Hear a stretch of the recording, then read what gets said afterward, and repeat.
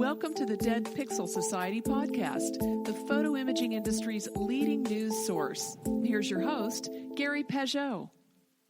The Dead Pixel Society podcast is brought to you by Media Clip, Advertech Printing, and Independent Photo Imagers. Hello again, and welcome to the Dead Pixel Society podcast. I'm your host, Gary Pageau, and today we're joined by Kate McQuade, who's the Senior Director of Marketing at P360, and Kate is coming to us from Maryland. Hi, Kate. How are you today? I'm doing well. How are you, Gary? I'm doing great. So can you first tell us a little bit about what the heck a P360 is? It sounds like an exercise dieting program. Yeah, P360 is actually a small company. We're based in New Jersey, but we're global. And we're a tech company, and we cater to the pharma, biotech space, also a little bit of healthcare. And we create engagement software is basically what we do. So it's not like P90X or anything like that. No, although they do have a better brand awareness, I think. We're just getting started as far as people recognizing who we are. Nice. So tell me about your background. How much experience do you have in marketing, and what is your passion? Why did you get into this? Sure. So I've been in marketing 19 years. Actually, this summer I'll cross over that 20-year mark. Dun, dun, dun. And I've been in marketing in all kinds of capacities in my career. And I love it because it's never the same. Marketing, I always say, is a moving target. So what works today didn't work 6 months ago, and what works today might not work in 6 months from now. So I love that idea that you're constantly testing things, you're constantly thinking outside the boxes, and you can try a lot of really creative things to get your brand out there and to get people to pay attention to you. So that excites me. I'm also specifically been trained in small and medium-sized businesses. I've never, for better or for worse, never worked for a giant conglomerate. Which is kind of hard to do in the healthcare field. It is, which is why even though I'm in healthcare or in that market, that industry, I've really just been tech-based. So I've worked for companies that are tech-focused, and that's really helped me to kind of grow from those small businesses up to those medium-sized businesses, which has been really fun.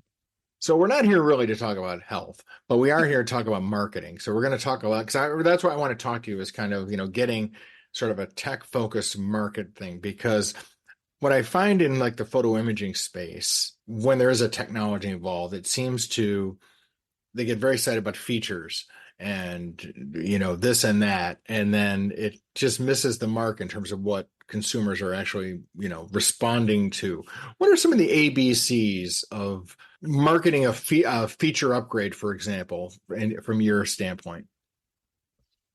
So I think the biggest thing to focus on when you're marketing is consistency. Right. I really think that you need to be out there and talking about, let's say, as your example, a feature set that's coming, really talking about that over and over again, and having that one voice is what I like to call it. So if you're a team of 3 people, or if you're a team of 30, all of them, if they're standing in line at Starbucks and they're asked what they do, should be saying basically the same thing. They should have that same talk track. And it's not a memorization, a rote thing, but they should have that same couple bullet points that they're talking about. Like, hey, this new feature set is A, B, C, and D. Or, hey, that's really cool because we do X, Y, Z. And having that consistency in what that voice is huge for people to be able to hear it. They used to say that you would need 7 touch points for someone to remember who you are.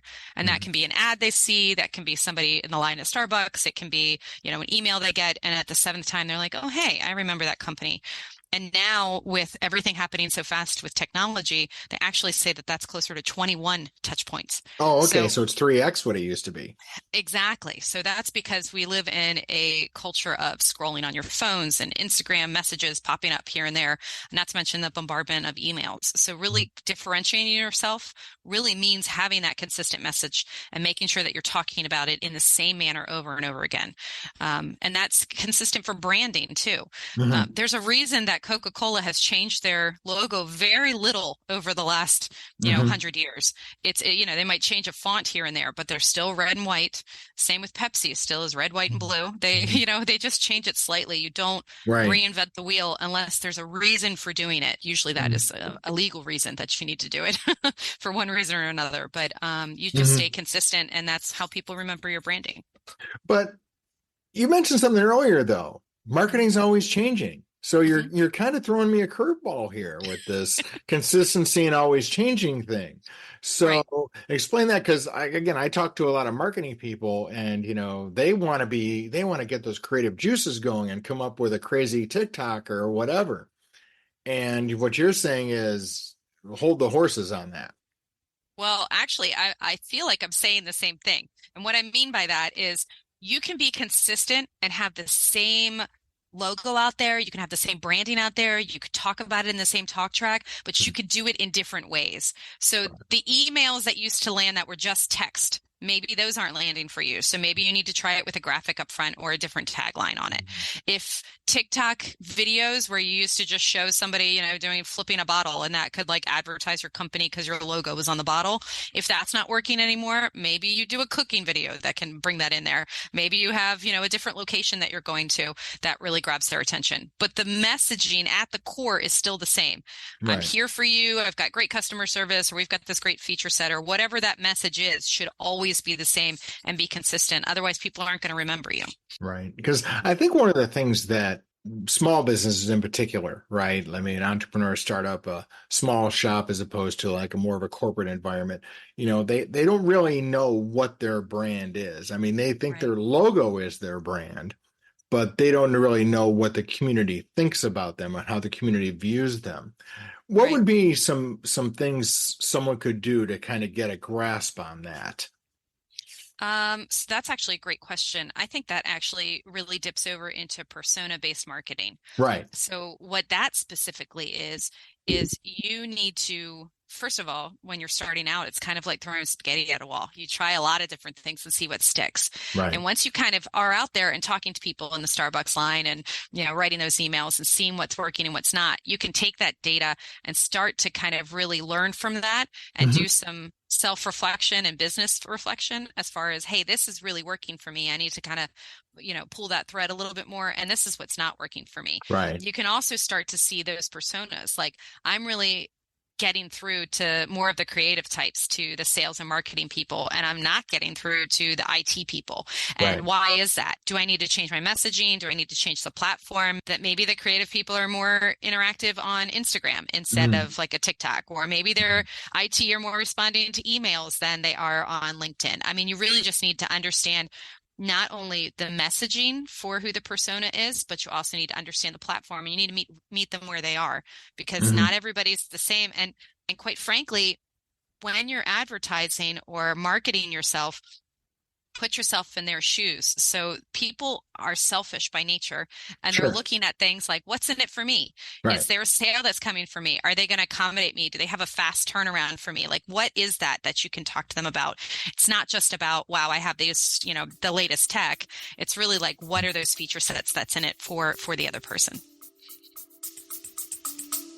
Stay with us. We'll be right back. Photo retailers, energize your sales with ShareMe Chat, the proven texting platform. Using chat to text on your website keeps your customers connected and buying.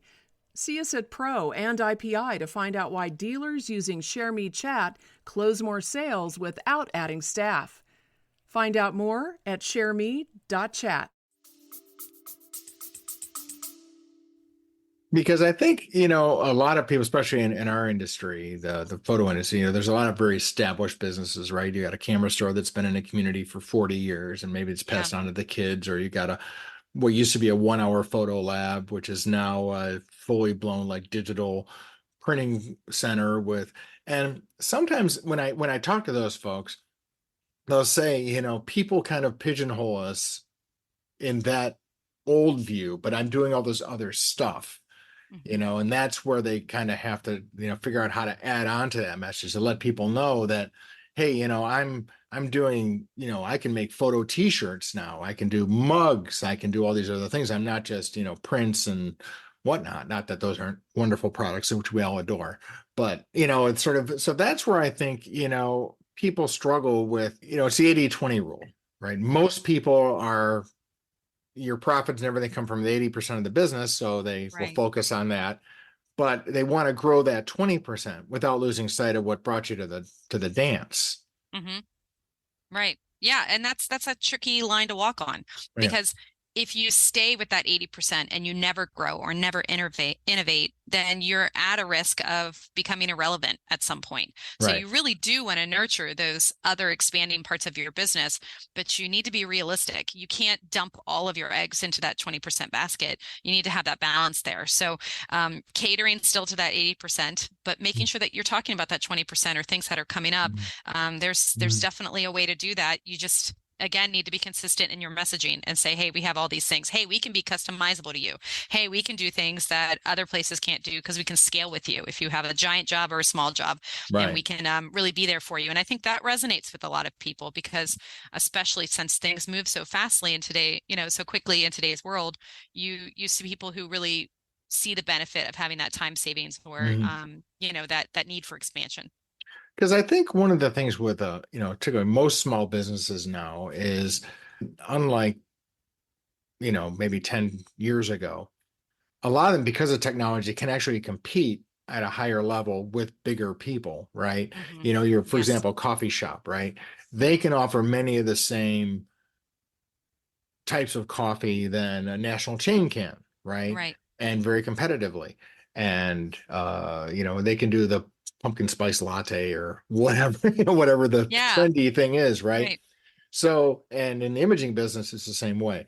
So you've got this tension of having to, match the big guys, but also differentiate yourself. Can you talk a little bit about differentiation against like entrenched players? Yeah, actually, I think that's a huge thing to pull on, which is that the what's in it for me, that kind of adage when you're talking about yourself and when you're kind of marketing yourself is really important to look at what those differences are that makes you stand out. Are you a faster turnaround maybe? Are you right next door? So if there's a problem, you have better customer service than them. That's a huge one that people are losing in today's fast-paced world. Whatever those pieces are, really kind of even just sitting down and drawing a diagram, like the pros and the cons for your business, have a healthy eye on it. Ask your neighbor to look at it, have some fresh set of eyes look at it, and look at those differentiators and say, does this make sense to you? Would this make you pay attention to what my offerings are? Then get somebody else's opinion on it. You don't need to go out and hire a consultant for that. You can just have somebody, who's not in the trenches with you and in the weeds, kind of take a fresh look at it, and really focusing on those things that make you different and unique can do wonders for that 20% of your business. Because if they're like, oh wow, they're not only are they tried and true with my 80% of business and I'll always go to them for this, but maybe I'll try them on this other piece because that is something different. I didn't know I could do that all in one shop, and they can turn it around in a week or whatever it is. And sometimes that's all you need to get that little bit of leg up and get those customer loyalty. So how often do you think a typical small business owner should be looking at this? Is this monthly, quarterly, semi-annually, yearly? When I'm panicking because my sales are dropping? So I think obviously it depends on the company, but really having this as a quarterly reflection, I think is very fair and doable. It doesn't mean you have to do a deep dive. Probably annually you do a bigger deep dive, but every quarter you kind of look at it and say, okay, how are things going along? How am I doing with this? What happened with this campaign? What happened with my, my LinkedIn posts? What are the analytics on that? Did I do a good job with this? And then you can kind of tweak them up and down as you need to. But quarterly, I think, is doable for most people. If you are entrenched in a tech company, then you're doing it way more often than that and kind of taking a peek at it. But quarterly, I think, is pretty fair for a small business to look at. And what are some of the metrics somebody would look at? For example, you said measuring things. I mean, there's a wide variety of metrics for different things when you're judging marketing, right? I mean, if you do a direct mailer, if you're a snow removal business, for example, and you send out a direct mailer and you get a 2% return, that's awesome. Yeah, right. Great. It's a great return. You're doing great. Right. If you're doing a social media campaign, that's not so great. What are some of the basic, rules of thumb? I think would be decent metrics, and let's just pick things, very obvious things that I think our audience would be using would be things like, social, YouTube. They are doing some TikTok and short videos and that kind of thing. Yeah. So obviously everybody talks about sales. So what are your sales doing in relation to what you're putting out? And so that's, of course, one metric that's always at the backbone of the things that you look at. But I would argue that it's not just your sales or your lead gen. It's Right. also going to be your brand awareness. So how much are you out there? How much are you getting those views or clicks or that type of traffic that's going to your website Sure. or to form fills? And then to measure those, there's a lot of tools that you pay for. So if you have a CRM that you're keeping track of your customers, like, And what's a CRM for the people who don't know? Well, it's a tool. It's a customer relationship tool that you can Okay. keep track of, who those customers are. So, Mhm. Bob Jones came in and they bought, Mhm. 4 t-shirts from me, and here's their address. And I've noticed that they come in every 5 months and order 3 t-shirts from me. So it helps you keep track of them, not Right. only their contact information, but a cadence with them. It's a Mhm. great place And a for lot you of to times, have your though, is thinking. what's interesting is, I didn't mean to interrupt, but just real quick, No, is you're fine. because I think that's valuable, because some people don't look at their customer traffic that closely. They just look at sales. They don't look at who's doing it. This is often built into your POS system even. Right, exactly. Nowadays, especially, if you use something like Square or any of those POS systems, nowadays you can keep good track of that, or even have them tie into if you have a HubSpot or Salesforce or another CRM system. But just kind of keeping track of those and seeing that will help you with the persona base also, because if you start keeping track of your customers, that Bob Jones who came in and bought those t-shirts every 5 months, you can start keeping track. Well, hey, I noticed that Bob Jones is in the trucking industry. So maybe if I'm having success with him, maybe that's a target audience that I should start Right. looking at. And so you could tailor some of your ads or your outreach into that industry. So that could help you with that front of it. But there's also free tools if somebody's not using a CRM. There's Google Analytics that you can put on your website or even tie into your POS. And those can help you to kind of look at your traffic and see, hey, there was a spike on these dates, or I seem to have spikes on the weekends, but not during the week. And why is that? And you can start taking that data and kind of figuring out, if I'm getting more traffic on the weekends than during the week, then maybe that means that I should be scheduling my posts to go out more on the weekends than during the week, because that's Right. when more people are going to see it. So you can start adjusting what you're doing based on what that data is. So there's no such thing as too much data, just the reverse. Well, there is, if you don't know how to, if you can't interpret it, right? Of course. And in the photography industry, it's very much feast or famine, right? Because the Oh, fourth yeah. quarter is crazy because of all the gifting and all that kind of stuff Right. that happens. People buy cameras for gifts and all that other stuff, and then the rest of the year they're trying to fill in the gaps around holidays and those kind of Right. fun things. Is there such a thing as too much data? So I would argue no, but I'm going to tell you why. I'm going to tell you no because personally, P360 actually has a product that deals with data management.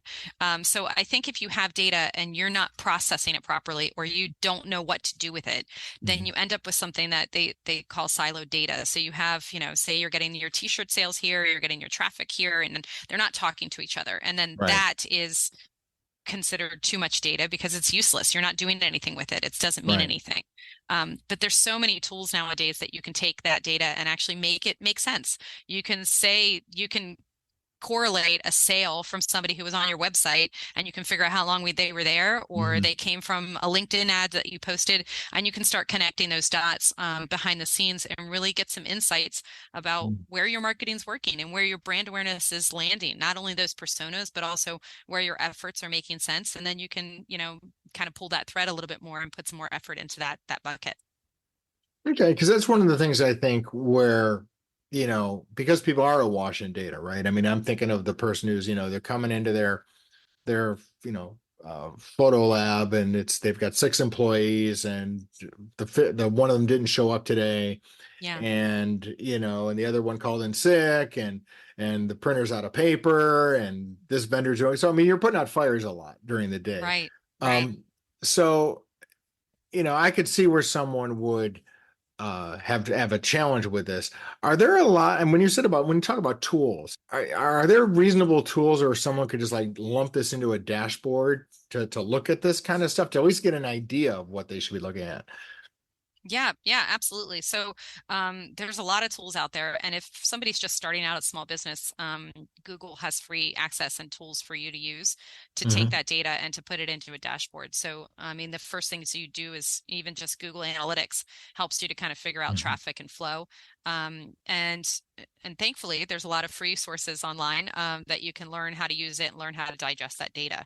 Mm-hmm. If you are growing your business and you're getting to be larger and you need something more, there's a lot of tools out there to evaluate, Mm-hmm. what you need to do and make it talk to each other. Mm-hmm.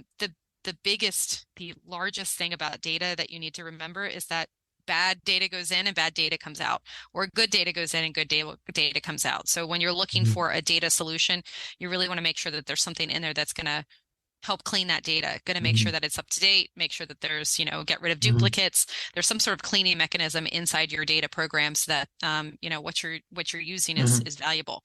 So like in the example I made, that Bob Jones who's buying t-shirts, if you have the wrong email address to him and his email keeps bouncing every time that you're trying to send him, a sale that you're having on t-shirts, then it's kind of useless, right? That's Mm-hmm. bad data. So you want to know that the next time he places an order, you want to say, hey, Bob, thank you so much for your order. I just want to confirm the email address we have on file here. So you can clean that up and you can make sure that it makes sense and can be useful in the future. Mm-hmm. In a typical organization, who should have access to that? Should it just be the owner, or who should be looking at the data? Oh, so that's a trick question. There's always a fear of there's too many chefs in the kitchen, right? So, say you have an Exactly. organization of 20 people, you don't want all 20 people going in there and changing things and messing up somebody else. That's Right. the fear. So, thankfully, with a lot of these tools, and actually every single one that I know about with data, not just from P360, but even Google, you can have different permissions Mm-hmm. so that the owners or a CEO or somebody who's running it or somebody who's head of data, they can have the highest access and they can change anything they want. And then maybe there's other people that are users that can just input. They can say, hey, Sally Jones came in and bought, a t-shirt today, and they can input that data, but they can't delete anything out. So hopefully they can only do minimal damage as far as anything that's in there At least maybe they're goes. hopefully they're inputting it correctly, right? Correct. So you kind of want that a little bit of hierarchy so that not all 20 people in this example are trying to do something in a different manner.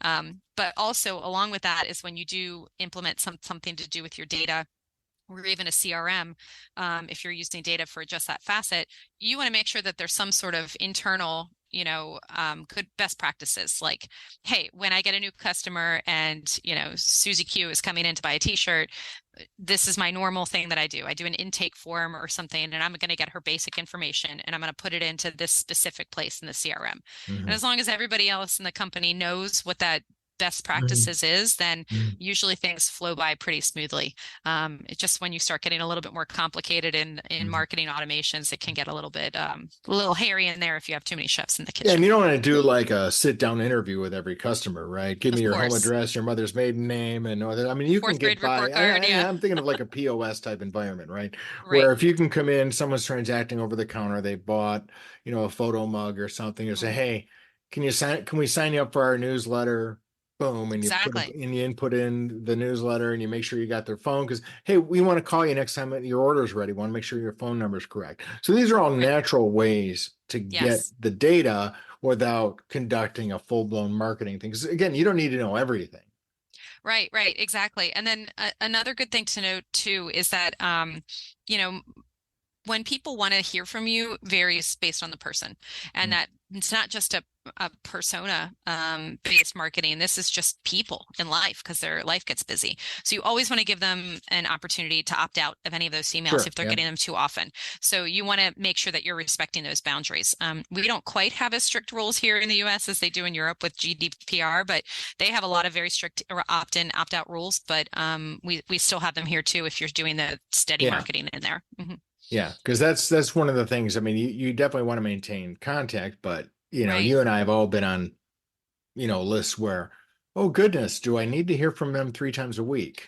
Yeah, or more. Or sometimes, you hear from every day and you're like, I don't need tips about my gutter cleaning every single day. Like I don't, it's just too much. So I'm going to opt out of that one Exactly. right now. Yeah, Right. exactly. But I think there is sort of a belief that, hey, does it cost me anything? Right. Send them out an email, whatever. And it's just like, well, no, you want to be effective. Exactly. You do that. And I think that's the trick too, is kind of figuring out what is getting your message out there and what is being effective without bombarding them. Because, Right. Even though this 21 number sounds giant for a touch point, but it doesn't mean that you send them 21 emails. That Right. means that you're showing up on their social media. That means maybe there's an advertisement that goes to their house. I mean, there's all different ways to actually have Right. those touch points there. Yeah, I mean, they may see your, if you've got a banner outside your store, Right. they drive past it. That's a touch point too, right? Right. Exactly. So, yeah. So there's all kinds of ways to skin that cat. Now, the other thing that's a challenge is in consumer marketing, you've got different markets, right? So, for example, in photography, there's a lot of people who are, traditional, boomer types, if you will. And then there's the millennials who have the kids and they want stuff. And then you got the whole Gen Z thing happening now where they're shooting film. Yeah. And processing film. They're like the big film users are these, the Gen Zs and early and late millennials. Right. You can't talk the same way to all these people. You So can't. that's a challenge too. Yeah. Well, yeah. And I think that's kind of goes back to just knowing your audience and kind of figuring out how you're going to market to them. Right. So, there's been countless studies that have really been, that have come out about buying habits and spending trends. And specifically when you talk about the boomer generation, they are very big on loyalty. So they are very huge on, I know you. I know this company ABC, and I love that company ABC, and they've always been good to me, and they are going to be loyal. Even when there's a hiccup, even if their prices spike slightly, they're going to be very loyal to a specific brand that they know and trust. So that is that market. So that's really that consistency, me, that type of language in there. A millennial is a little bit different. They are more influenced on influencer marketing. So somebody told them, or they see those ads on social media and they're going to be influenced on those. So that's a little bit slightly different. That's not really trustworthy to a specific person they know. It could be somebody more in an ad based. And Gen Z, they're actually pretty cost conscious when it comes down to it. So they are starting to be more and more effective as if there's a sale on something and somebody told them that, hey, there's a promotion that they can get, or it's a buy one, get one free, or there's a 5% discount if they give somebody a referral. So you're starting to see these little shifts in marketing that if you're paying attention to who your audience base is, you can start catering your talk track to them. Well, that's interesting. So, because I've heard different things with different people where, again, they're, let's say they've inherited their parents' camera store and they're running it and they're maybe, late millennial or boomer or something like that. And they delegate kind of some of this social stuff to the younger members of the staff, right? Right. But you still have to provide a framework for that person, like going back to our original discussion point, consistency. Right. So do you have any advice for people who are in that situation to try and keep the youth of today on track when it comes to the marketing message? Because I think, they may see something on a TikTok or, video, YouTube short or something, and they want to do it like that, but that may not be consistent with the brand. Yeah. So an exercise that I do for every company that I have worked for is to create brand guidelines. So what this is it doesn't have to be really complicated. It can be, for our P360, we always use that purple. This is the way that it looks. This is how you put the P in front of it's simple like that. The font that you can use inside documents, official documents. So things like that I think are important. But I think nowadays also like language and appearance are important too. Agreed. So part of that concept of having a brand that you follow and having those brand guidelines is there's also a description in there. So that description of what P360 is or what our products are, we revisit those every so often. And so if you talk to the people in your company, in this example, let's say it's the 20-person company we mentioned earlier, if you talk to every person and ask them, hey, describe our company. What does it mean to you? I'm in line at Starbucks and somebody asks you what that is. What would you say? You collect that data and you say, okay, everybody said these 3 bullet points, but this one is way off. We need to stop saying that. And then you can create this kind of basically an internal cheat sheet to give to your employees. I think that that's really valuable because then everybody would hopefully be saying very similar things when you're talking to them and having that consistent message, which is what you want. Yeah, I can see that. I can also see where you might get some pushback from folks who Yeah. are like, maybe they're not a fit for your company or to be talking about your company in public, right? If they're not willing to go by that, because that's really part of the job.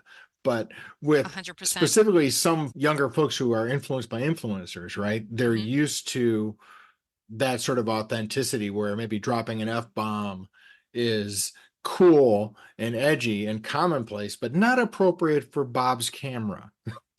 Right, exactly. And actually, part of that exercise to kind of learn what your brand identity is and how you talk about your brand, you need to make a decision about how you're going to handle your marketing. So for us personally, we only talk positively. Like if we have a direct competitor and we're not going to say, oh, they're not good and we're great. We're going to say we're Even though great that may be the because case. it might be the case, but we're not going to say that from a marketing standpoint because it's not who we are as an identity. So Right. Bob's Camera Shop would have to understand who they are, and maybe they're in a position where they can have those kind of cheeky, maybe they're a little bit more edgy in the way that they do their marketing. That is a decision that should be made behind the scenes, and then you can present that to the world in your social and your outreach and your emails Right. if you take that edge. But it's really a tone and tenor question about how you're going to brand yourself. Right. So because you want to have that consistency, right? Because Right. that's where I've heard a couple of cases where, you know, people are at a conference and we're saying, oh, we had a TikTok and it was great. So we got a ton of views and it was great. And so somebody goes back home and says, well, I'm going to do some TikToks then. And they let, Right. the person behind the counter do some TikToks, but it may not be brand appropriate. Right, exactly. So, that kind of circles back to the same thing we're talking about, which is, you really need to understand who your audience is and who that persona is. So if maybe that TikTok that you're talking about, maybe that really is they can sink in with what their brand identity is, but It can. sometimes it doesn't. Sometimes Yeah. it doesn't. Yeah. So, if you're going to do that, plan to do that, I guess. Right.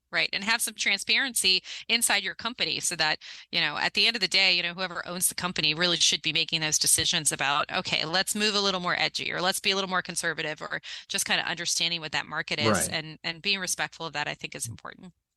Because planning and marketing is key. Well, listen, Kate, it's been great talking to you.